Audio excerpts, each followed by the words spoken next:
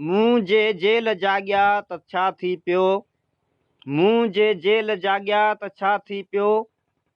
जी नाज़रीन, हाणे असीं तव्हांखे थरपारकर जी सूरत ॾींदा हलूं त थरपारकर में तेज़ तूफ़ानूं हवाऊं लॻण सबबि थरपारकर जे रोडनि मथां वारीअ जा दड़ा ठही विया आहिनि। ॻोठनि ॾांहुं वेंदड़ गाॾियूं शहरनि ताईं महदूद थी वियूं आहिनि।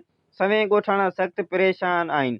कलोई जे मुख़्तलिफ़ ॻोठनि ॾांहुं वेंदड़ रोड तेज़ तूफ़ानूं हवाऊं लॻण करे रोडनि मथां वारीअ जा दड़ा ठही विया आहिनि। रहवासी शहरनि ॾांहुं वञण लाइ सख़्तु परेशानियुनि खे मुंहुं ॾेई रहिया आहिनि। उन सिलसिले में ॻोठाणनि अज़ीज़ बजीर, अनवर अली दर्स, असदुल्ला नोड़ियो, नवीद नोड़ियो ऐं ॿियनि दाईं ते चयो त असांजा ॻोठ वंगो पतण खां ॻोठ ॿोलाड़ी ऐं सींहरे खुही, ॻोठ वियाऊ, ॻोठ साकरो, दीपलो शहर खां ॻोठ बगाड़ियो दर्स, ॻोठ वाहर ठकुर, ॻोठ ॻाल्हाऊ बजीर जेके शहरनि खां 30 खां 40 किलोमीटर परे आहिनि। हिकु त चूंडियल नुमाइंदनि जी बेध्यानी सबबि केतिरनि ई सालनि खां रोड टुटी तबाह थी चुका आहिनि।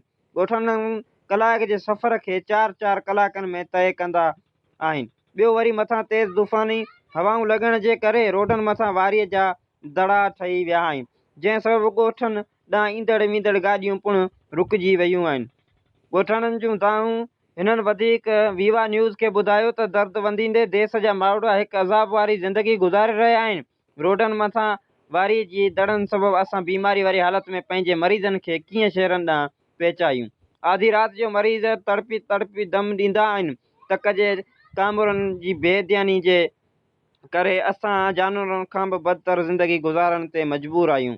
ॻोठाणनि सिंध सरकार खां मुतालबो कयो आहे त ॻोठनि ॾांहुं वेंदड़ रोडनि मथां वारी जा दड़ा हटाए इंसानियूं जानियूं बचायूं वञनि, न त ॿी सूरत में एहतिजाजी मुज़ाहिरो कयो वेंदो।